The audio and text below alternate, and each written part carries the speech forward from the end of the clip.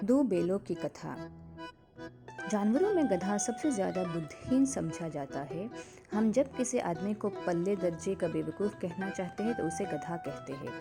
गधा सचमुच बेवकूफ़ है या उसके सीधेपन, उसकी निरापद सहिष्णुता ने उसे यह पदवी दे दी है, इसका निश्चय नहीं किया जा सकता। गाय सींग मारती है, ब्याई हुई गाय तो अनायास ही सिंघनी का रूप धारण कर लेती है। कुत्ता भी बहुत गरीब जानवर है, लेकिन कभी कभी उससे भी क्रोध आ ही जाता है, किंतु गधे को कभी क्रोध करते नहीं सुना, नहीं देखा। जितना चाहो गरीब को मारो, चाहे जैसी खराब सड़ी हुई घास सामने डाल दो, उसके चेहरे पर कभी असंतोष की छाया भी न दिखाई देगी। बैसाख में चाहे एकांत बार कुलेल कर लेता हो, पर हमने तो उसे कभी खुश होते नहीं देखा। उसके चेहरे पर एक स्थायी विषाद स्थायी रूप से छाया रहता है। सुख दुख हानि लाभ किसी भी दशा में उसे बदलते नहीं देखा। ऋषियों मुनियों के जितने गुण हैं वे सभी उसमें पराकाष्ठा को पहुंच गए हैं, पर आदमी उसे बेवकूफ़ कहता है। सद्गुणों का इतना अनादर नहीं कहीं नहीं देखा। कदाचित सीधापन संसार के लिए उपयुक्त नहीं है। देखिए ना, भारतवासियों की अफ्रीका में क्यों दुर्दशा हो रही है, क्यों अमेरिका में उन्हें घुसने नहीं दिया जाता। बेचारे शराब नहीं पीते, 4 पैसे कुछ समय के लिए बचा कर रखते हैं, जी तोड़कर काम करते हैं, किसी से लड़ाई झगड़ा नहीं करते, 4 बातें सुनकर गम खा जाते हैं, फिर भी बदनाम हैं। कहा जाता है वे जीवन के आदर्श को नीचा करते हैं। अगर वे भी ईंट का जवाब पत्थर से देना सीख जाते तो शायद सभ्य कहलाने लगते। जापान की मिसाल सामने है। एक ही विजय ने उसे संसार के सभ्य जातियों में गंड बना दिया। लेकिन गधे का छोटा भाई और भी है, जो उससे कम ही गधा है, और वह है बेल। जिस अर्थ में हम गधा का प्रयोग करते हैं, कुछ उसी से मिलते जुलते अर्थ में बच्चा के ताव का भी प्रयोग करते हैं। कुछ लोग बेल को शायद बेवकूफ़ों में सर्वश्रेष्ठ कहेंगे, मगर हमारा विचार ऐसा नहीं है। बेल कभी कभी मारता भी है, कभी कभी अड़ियल बेल भी देखने में आता है, और भी कई रीतियों से अपना असंतुष्ट प्रकाश कर देता है। अतएव उसका स्थान गधे से नीचा है। झूरी काछी के दोनों बेलों के नाम थे हीरा और मोती। दोनों पछाई जाति के थे, देखने में सुंदर, काम में चौकस, डील में ऊंचे। बहुत दिनों साथ रहते रहते दोनों में भाईचारा हो गया था। दोनों आमने सामने या आसपास बैठे हुए एक दूसरे से मुख भाषा में विचार विनिमय करते थे। एक दूसरे के मन की बात कैसे समझ जाता था हम नहीं कह सकते। अवश्य ही उनमें कोई ऐसी गुप्त शक्ति थी जिससे जीवों में श्रेष्ठता का दावा करने वाला मनुष्य वंचित थे। दोनों एक दूसरे को चाट कर और सूंघ कर अपना प्रेम प्रकट करते, कभी कभी दोनों सिंह भी मिला लिया करते थे। विग्रह के नाते से नहीं, केवल विनोद के भाव से, आत्मीयता के भाव से, जैसे दोस्तों में घनिष्ठता होते ही धोल धप्पा होने लगता है। इसके बिना दोस्ती कुछ फुसफुसी, कुछ हल्की सी रहती है, जिस पर ज़्यादा विश्वास नहीं किया जा सकता। जिस वक्त ये दोनों बेल हल या गाड़ी में जोत दिए जाते और गर्दन हिला हिला कर चलते, उस वक्त हरेक की यही चेष्टा होती थी कि ज़्यादा से ज़्यादा बोझ मेरी ही गर्दन पर रहे। दिन भर के बाद दोपहर या संध्या को दोनों खुलते तो एक दूसरे को चाट चाट कर अपनी थकान मिटा लिया करते। नांद में खली भूसा पड़ जाने के बाद दोनों साथ उठते, साथ नांद में मुंह डालते और साथ ही बैठते थे। एक मुंह हटा लेता तो दूसरा भी हटा लेता था। संयोग की बात, झूरी ने एक बार गोई को ससुराल भेज दिया। बेलों को क्या मालूम वे क्यों भेजे जा रहे हैं, समझे मालिक ने हमें बेच दिया। अपने यो बेचा जाना उन्हें अच्छा लगा या बुरा कौन जाने, पर झूरी के साले गया के घर तक गोई ले जाने में दांतों पसीना आ गया। पीछे से हाँकता तो दोनों दाएं बाएं भागते, पगहिया पकड़कर आगे से खींचता तो दोनों पीछे को जोर लगाते, मारता तो दोनों सींग नीचे करके हुंकारते। अगर ईश्वर ने उन्हें वाणी दी होती तो झूरी से पूछते, तुम हम गरीबों को क्यों निकाल रहे हो? हमने तो तुम्हारी सेवा करने में कोई कसर नहीं उठा रखी। अगर इतनी मेहनत से काम न चलता था और काम ले लेते, हमें तो तुम्हारी चाकरी में मर जाना कबूल था। हमने कभी दाने चारे की शिकायत नहीं की। तुमने जो कुछ खिलाया वह सिर झुका कर खा लिया, फिर तुमने हमें इस जालिम के हाथ क्यों बेच दिया? संध्या समय दोनों बेल अपने नए स्थान पर पहुंचे। दिन भर के भूखे थे, लेकिन जब नांद में लगाए गए तो एक ने भी उसमें मुंह न डाला। दिल भारी हो रहा था। जिसे उन्होंने अपना घर समझ रखा था वह आज उनसे छूट गया था। वह नया घर, नया गांव, नए आदमी उन्हें बेगाने से लगते थे। दोनों ने अपनी मूक भाषा में सलाह की, एक दूसरे को कनखियों से देखा और लेट गए। जब गांव में सोता पड़ गया तो दोनों ने जोर मारकर पघे तुड़ा डाले और घर की तरफ चले। पघे बहुत मजबूत थे, अनुमान नहीं हो सकता था कि कोई बेल उन्हें तोड़ सकेगा।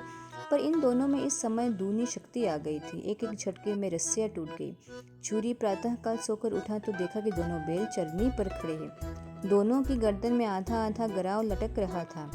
घुटने तक पांव कीचड़ से भरे हैं और दोनों की आंखों में विद्रोहमय स्नेह झलक रहा है। झूरी बैलों को देखकर स्नेह से गदगद हो गया। दौड़कर उन्हें गले लगा लिया। प्रेमालिंगन और चुंबन का वह दृश्य बड़ा ही मनोहर था। घर और गांवों के लड़के जमा हो गए और तालियां बजा बजा कर उनका स्वागत करने लगे। गांव के इतिहास में यह घटना अभूतपूर्व न होने पर भी महत्वपूर्ण थी। बाल सभा ने निश्चय किया, दोनों पशु वीरों को अभिनंदन पत्र देना चाहिए। कोई अपने घर से रोटियां लाया, कोई गुड़, कोई चोकर, कोई भूसी।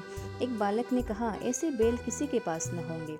दूसरे ने समर्थन किया, इतनी दूर से दोनों अकेले चले आए। फिर तीसरा बोला, बैल नहीं है वे उस जन्म के आदमी है। इसका प्रतिवाद करने का किसी को साहस न हुआ। झूरी की स्त्री ने बैलों को द्वार पर देखा तो जल उठी। बोली, कैसे नमक हराम बैल है कि एक दिन वहाँ काम न किया, भाग खड़े हुए। झूरी अपने बैलों पर यह आक्षेप न सुन सका। नमक हराम क्यों है? चारा दाना न दिया होगा तो क्या करते? स्त्री ने रोब के साथ कहा, बस तुम ही तो बैलों को खिलाना जानते हो और तो सभी पानी पिला पिला कर रखते हैं। झूरी ने चिढ़ाया, चारा मिलता तो क्यों भागते?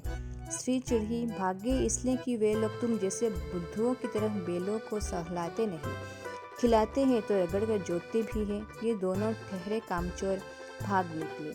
अब देखो कहाँ से खली और चोकर मिलता है। सूखे भूसे के सिवा कुछ न दूंगी, खाए चाहे मरे। वही हुआ। मजूर को बड़ी ताकीद कर दी गई कि बैलों को खाली सूखा भूसा दिया जाए। बैलों ने नाद में मुंह डाला तो फीका फीका, न कोई चिकनाहट न कोई रस। क्या खाए? आशा भरी आंखों से द्वार की ओर ताकने लगे। झूरी ने मजूर से कहा, थोड़ी सी खली क्यों नहीं डाल देता बे? मालकिन मुझे मार ही डालेंगे। चुरा कर डाल आ। ना दादा, पीछे से तुम भी उन्हीं की सी कहोगे। दूसरे दिन झूरी का साला फिर आया और बैलों को ले चला। अब कि उसने दोनों को गाड़ी में जोता। 2-4 बार मोती ने गाड़ी को सड़क की खाई में गिराना चाहा, पर हीरा ने संभाल लिया। वह ज्यादा सहनशील था। संध्या समय घर पहुंचकर उसने दोनों को मोटी रस्सियों से बांधा और कल की शरारत का मजा चखाया। फिर वही सूखा भूसा डाल दिया। अपने दोनों बैलों को खली, चूनी सब कुछ दी। दोनों बैलों का ऐसा अपमान कभी न हुआ था। झूरी इन्हें फूल की छड़ी से भी न छूता था। उसकी टिटकार पर दोनों उड़ने लगते थे। यहाँ मार पड़े, आहत, सम्मान की व्यथा तो थी ही, उस पर मिला सूखा भूसा। नांद की तरफ आंखें तक न उठाई। दूसरे दिन गया ने बैलों को हल में जोता, पर इन दोनों ने जैसे पाँव न उठाने की कसम खा ली थी। वह मारते मारते थक गए, पर दोनों ने पाँव न उठाया। एक बार जब उस निर्दयी ने हीरा की नाक पर खूब डंडे जमाए तो मोती का गुस्सा काबू के बाहर हो गया। हल लेकर भागा। हल, रस्सी, जुआ, जोत सब टूट टाट कर बराबर हो गया। गलगले में बड़ी बड़ी रस्सियां न होती तो दोनों पकड़ाई में न आते। हीरा ने मूक भाषा में कहा, भागना व्यर्थ है। मोती ने उत्तर दिया, तुम्हारी तो इसने जान ही ले ली थी, अब की बड़ी मार पड़ेगी। पढ़ने दो, बैल का जन्म लिया है तो मार से कहाँ तक बचेंगे। गया 2 आदमियों के साथ खड़दौड़ा आ रहा है। दोनों के हाथों में लाठियां हैं। मोती बोला, कहो तो दिखा दूं, कुछ मज़ा में भी लाठी लेकर आ रहा है। हीरा ने समझा, नहीं भाई, खड़े हो जाओ। मुझे मारेगा तो मैं भी 1-2 को गिरा दूंगा। नहीं, हमारी जाति का यह धर्म नहीं है। मोती दिल में ऐंठ कर रह गया। गया आ पहुंचा और दोनों को पकड़ कर ले चला। कुशल हुई कि उसने इस वक्त मारपीट न की, नहीं तो मोती भी पलट पड़ता। उसके तेवर देखकर गया और उसके सहायक समझ गए कि इस वक्त टाल जाना ही मसलत है। आज दोनों के सामने फिर वही सूखा भूसा लाया गया। दोनों चुपचाप खड़े रहे। घर के लोग भोजन करने लगे। उस वक्त छोटी सी लड़की 2 रोटियां लिए निकली और दोनों के मुंह में देकर चली गई। उस एक रोटी से इनकी भूख तो क्या शांत होती, पर दोनों के हृदय को मानो भोजन मिल गया। यहाँ भी किसी सज्जन का वास है। लड़की भैरव की थी। उसकी माँ मर चुकी थी। सौतेली माँ उसे मारती रहती थी, इसलिए इन बैलों से उसे एक प्रकार की आत्मीयता हो गई थी। दोनों दिन भर जोते जाते, डंडे खाते अड़ते, शाम को धान पर बांध दिए जाते और रात को वही बालिका उन्हें 2 रोटियां खिला जाती। प्रेम के इस प्रसाद की यह बरकत थी कि 2-2 गाल भूसा खाकर भी दोनों दुर्बल न होते थे, मगर दोनों की आंखों में रोम रोम में विद्रोह भरा हुआ था। एक दिन मोती ने मुख भाषा में कहा, अब तो नहीं सहा जाता हीरा, क्या करना चाहते हो? एकाध को सींगों पर उठाकर फेंक दूंगा, लेकिन जानते हो वह प्यारी लड़की जो हमें रोटियां खिलाती है उसी की लड़की है जो इस घर का मालिक है। यह बेचारी अनाथ न हो जाएगी। तो मालकिन को न फेंक दूं, वही तो उस लड़की को मारती है। लेकिन औरत जात पर सिंह चलाना मना है, यह भूल जाते हो। तुम तो किसी तरह निकलने ही नहीं देते। बताओ, तुड़ा कर भाग चले? हाँ, यह मैं स्वीकार करता, लेकिन इतनी मोटी रस्सी टूटेगी कैसे? इसका एक उपाय है। पहले रस्सी को थोड़ा सा चबा लो, फिर एक झटके में जाती है। रात को जब बालिका रोटी खिलाकर चली गई, दोनों रस्सियाँ चबाने लगे, पर मोटी रस्सी मुंह में न आती थी। बेचारे बार बार जोर लगाकर रह जाते थे। सहसा घर का द्वार खुला और वही लड़की निकली। दोनों सिर झुकाकर उसका हाथ चाटने लगे। दोनों की पूंछें खड़ी हो गई। उसने उनके साथ माथे सहलाए और बोली, खोले देती हो, चुपके से भाग जाओ, नहीं तो यहाँ लोग मार डालेंगे। आज घर में सलाह हो रही है कि इनकी नाकों में नाथ डाल दी जाए। उसने गराव खोल दिया, पर दोनों चुपचाप खड़े रहे। मोती ने अपनी भाषा में पूछा, अब चलते क्यों नहीं? हीरा ने कहा, चले चलो तो, लेकिन कल इस अनाथ पर आफत आएगी, सब इसी पर संदेह करेंगे। सहसा बालिका चिल्लाई, दोनों फूफा वाले बैल भागे जा रहे हैं। ओ दादा दादा, दोनों बैल भागे जा रहे हैं, जल्दी दौड़ो। गया हड़बड़ा कर भीतर से निकला और बैलों को पकड़ने लगा। वे दोनों भागे। गया ने पीछा किया और भी तेज हुए। गया ने शोर मचाया, फिर गांव के कुछ आदमियों को भी साथ लेने के लिए लौटा। दोनों मित्र को भागने का मौका मिल गया, सीधे दौड़ते चले गए। यहाँ तक कि मार्ग का ज्ञान न रहा। जिस परिचित मार्ग से आए थे उसका यह पता न था। नए नए गांव मिलने लगे। तब दोनों एक खेत के किनारे खड़े होकर सोचने लगे, अब क्या चाहिए। हीरा ने कहा, मालूम होता है राह भूल गए।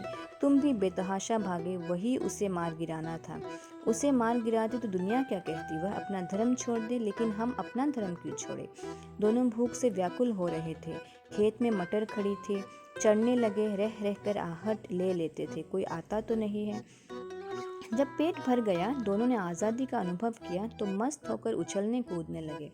पहले दोनों ने डकार ली, फिर सींग मिलाए और एक दूसरे को ठेलने लगे। मोती ने हीरा को कई कदम पीछे हटा दिया, यहाँ तक कि वह खाई में गिर गया। तब उसे भी क्रोध आया, संभल कर उठा और फिर मोती से भिड़ गया। मोती ने देखा खेल में झगड़ा हुआ चाहता है तो किनारे हट गया। अरे यह क्या, कोई सांड डोकता चला आ रहा है। हाँ, सांड ही है। वह सामने आ पहुंचा। दोनों मित्र बगले झाँक रहे हैं। सांड पूरा हाथी है, उससे भिड़ना जान से हाथ धोना है, लेकिन न भिड़ने पर भी जान बचती नहीं नजर आती। इन्हीं की तरफ आ भी रहा है, कितनी भयंकर सूरत है। मोती ने मूक भाषा में कहा, बुरे फंसे, जान बचेगी, कोई उपाय सोचो। हीरा ने चिंतित स्वर में कहा, अपने घमंड में भूला हुआ है, आरजू विनती न सुनेगा। भाग क्यों न चले, भागना कायरता है तो फिर यही मरो। बंदा तो 9 2 11 होता है, और जो दौड़ाए तो फिर कोई उपाय सोचो जल्द। उपाय यही है कि उस पर दोनों जने एक साथ चोट करें। मैं आगे से रगेदता हूँ, तुम पीछे से रगेदो, दोहरी मार पड़ेगी तो भाग खड़ा होगा। मेरी और झपटे तो तुम बगल से उसके पेट में सींग घुसेड़ देना। जान जोखिम है, पर दूसरा उपाय नहीं है। दोनों मित्र जान हथेलियों पर लेकर लपके। सांड को भी संगठित शत्रु से लड़ने का तजुर्बा न था। वह तो एक शत्रु से मल्लयुद्ध करने का आदी था। ज्यों ही हीरा पर झपटा, मोती ने पीछे से दौड़ाया।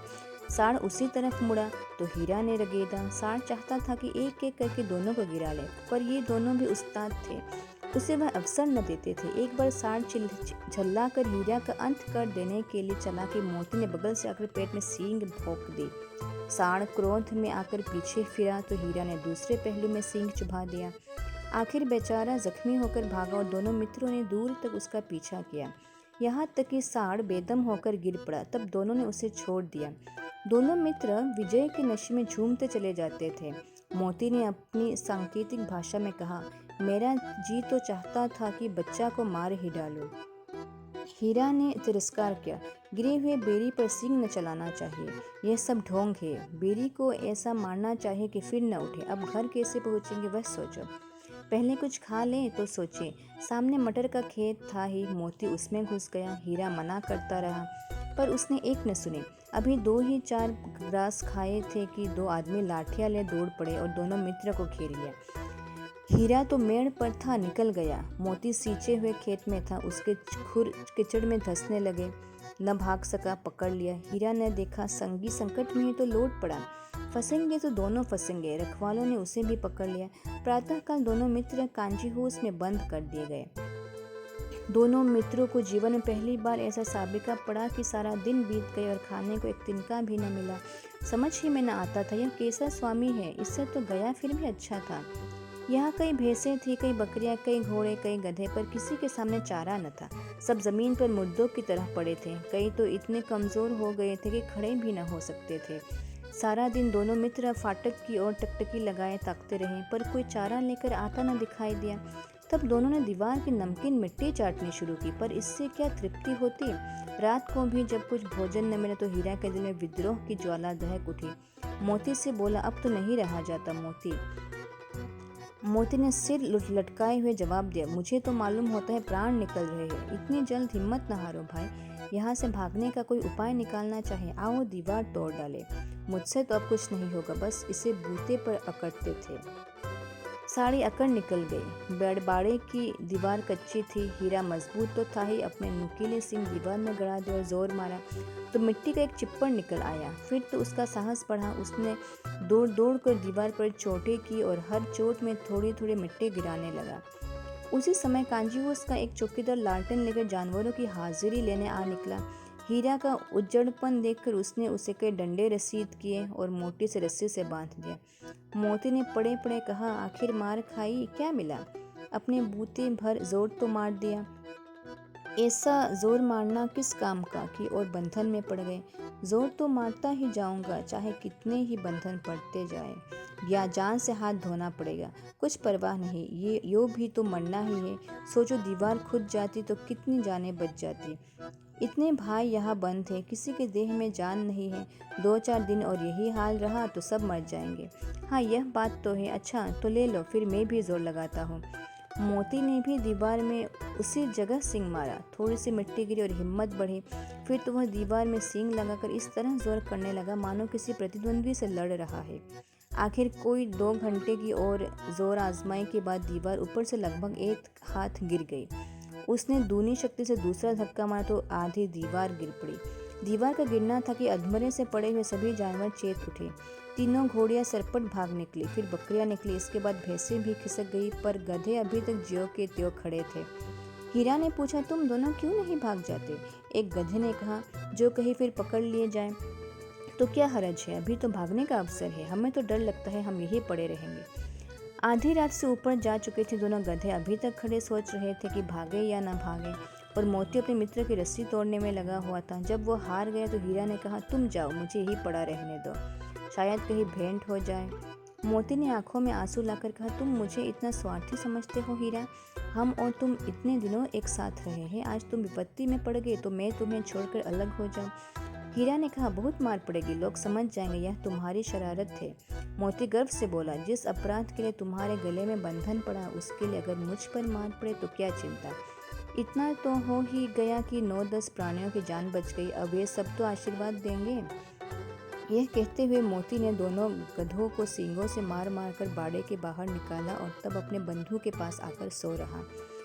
भोर होते ही मुंशी और चौकीदार तथा अन्य कर्मचारियों में कैसी खलबली मची, इसके लिखने की ज़रूरत नहीं। बस इतना ही काफ़ी है कि मोती की खूब मरम्मत हुई और उसे भी मोटी रस्सी से बांध दिया गया। 1 सप्ताह तक दोनों मित्र वहां बंधे पड़े रहे। किसी ने चारे का एक तृण भी न डाला। हाँ, एक बार पानी दिखा दिया जाता था, यही उनका आधार था। दोनों इतने दुर्बल हो गए थे कि उठा तक न जाता था, ठठरियाँ निकल आई थी। एक दिन बाड़े के सामने डुग्गी बजने लगी और दोपहर होते होते वहाँ 50-60 आदमी जमा हो गए। तब दोनों मित्र निकाले गए और उनकी देखभाल होने लगी। लोग आ आकर उनकी सूरत देखते और मन फीका करके चले जाते। ऐसे मृतक बेलों का कौन खरीदार होता। सहसा एक दड़ियल आदमी, जिसकी आंखें लाल थी और मुद्रा अत्यंत कठोर, आया और दोनों मित्रों की कूल्हों में उंगली गोद कर मुंशी जी से बातें करने लगा। उसका चेहरा देखकर अंतर्ज्ञान से दोनों मित्रों के दिल कांप उठे। वह कौन है और उन्हें क्यों टटोल रहा है, इस विषय में उन्हें कोई संदेह न हुआ। दोनों ने एक दूसरे को भीत नेत्रों से देखा और सिर झुका लिया। हीरा ने कहा, गया के घर से नाहक भागे, अब जान न बचेगी। मोती ने अश्रद्धा के भाव से उत्तर दिया, कहते हैं भगवान सबके ऊपर दया करते हैं, उन्हें हमारे ऊपर क्यों दया नहीं आती। भगवान के लिए हमारा मरना जीना दोनों बराबर है। चलो अच्छा ही है, कुछ दिन उसके पास तो रहेंगे। एक बार भगवान ने उस लड़की के रूप में हमें बचाया था, अब क्या अब न बचाएंगे। यह आदमी छुरी चलाएगा, देख लेना। तो क्या चिंता है, मांस खाल सींग हड्डी सब किसी न किसी काम आ जाएगी। नीलाम हो जाने के बाद दोनों मित्र उस दड़ियल के साथ चले। दोनों की बोटी काँप रही थी। बेचारे पाँव न उठा सकते थे, पर भय के मारे गिरते पड़ते भागे जाते थे, क्योंकि वह जरा भी चाल धीमी हो जाने पर जोर से डंडा जमा देता था। राह में गाय बैलों का एक रेवड़ हरे हरे हार में चरता नजर आया। सभी जानवर प्रसन्न थे, चिकने चप्पल, कोई उछलता था, कोई आनंद से बैठा पागुर करता था। कितना सुखी जीवन था इनका, पर कितने स्वार्थी है सब। किसी को चिंता नहीं कि उनके दो भाई बधिक के हाथ पड़े कैसे दुखी हैं। सहसा दोनों को ऐसा मालूम हुआ कि यह परिचित राह है। हाँ, इसी रास्ते से गया उन्हें ले गया था। वही खेत, वही बाग, वही गांव मिलने लगे। प्रतिक्षण उनकी चाल तेज होने लगी। सारी थकान, सारी दुर्बलता गायब हो गई। आह, यह लो, अपना ही हार आ गया। इसी कुएं पर हम पुर चलाने आया करते थे, यही कुआं है। मोती ने कहा, हमारा घर नगीच आ गया। हीरा बोला, भगवान की दया है, मैं तो अब घर भागता हूँ। यह जाने देगा, इसे मैं मार गिराता हूँ। नहीं नहीं, दौड़कर थान पर चलो, वहां से हम आगे न जाएंगे। दोनों उन्मत्त होकर बछड़ों की भांति कुलेले करते हुए घर की ओर दौड़े। वह हमारा थान है। दोनों दौड़कर अपने थान पर आए और खड़े हो गए। दड़ियल भी पीछे पीछे दौड़ा चला आता था। छुरी द्वार पर बैठा धूप खा रहा था। बेलों को देखते ही दौड़ा और उन्हें बारी बारी से गले लगाने लगा। मित्रों की आंखों से आनंद के आंसू बहने लगे। एक छुरी का हाथ चाट रहा था। दड़ियल ने जाकर बेलों की रस्सियां पकड़ ली। छुरी ने कहा, मेरे बेल है, तुम्हारे बेल कैसे? मैं मवेशी खाने से नीलाम लिए आता हूँ। मैं तो समझता हूँ चुराए ले आते हो। चुपके से चले जाओ, मेरे बेल है, मैं बेचूंगा तो बिकेंगे। किसी को मेरे बेल नीलाम करने का क्या आखिरवार है? जाकर थाने में रपट कर दूंगा। मेरी बेल है, इसका सबूत यह है कि मेरे द्वार पर खड़े हैं। दड़ियल झल्ला कर बेलों को जबरदस्ती पकड़ ले जाने के लिए बढ़ा। उसी वक्त मोती ने सींग चलाया। दड़ियल पीछे हटा। मोती ने पीछा किया। दड़ियल भागा। मोती पीछे दौड़ा। गांव के बाहर निकल जाने पर वह रुका, पर खड़ा दड़ियल का रास्ता देख रहा था। दड़ियल दूर खड़ा धमकियां दे रहा था, गालियां निकाल रहा था, पत्थर फेंक रहा था, और मोती विजय शूर की भांति उसका रास्ता रोके खड़ा था। गांव के लोग यह तमाशा देखते और हंसते थे। जब दड़ियल हार कर चला गया तो मोती अकड़ता हुआ लौटा। हीरा ने कहा, मैं डर रहा था कि कहीं तुम गुस्से में आकर मार न बैठो। अगर वह मुझे पकड़ता तो मैं बेमारे न छोड़ता।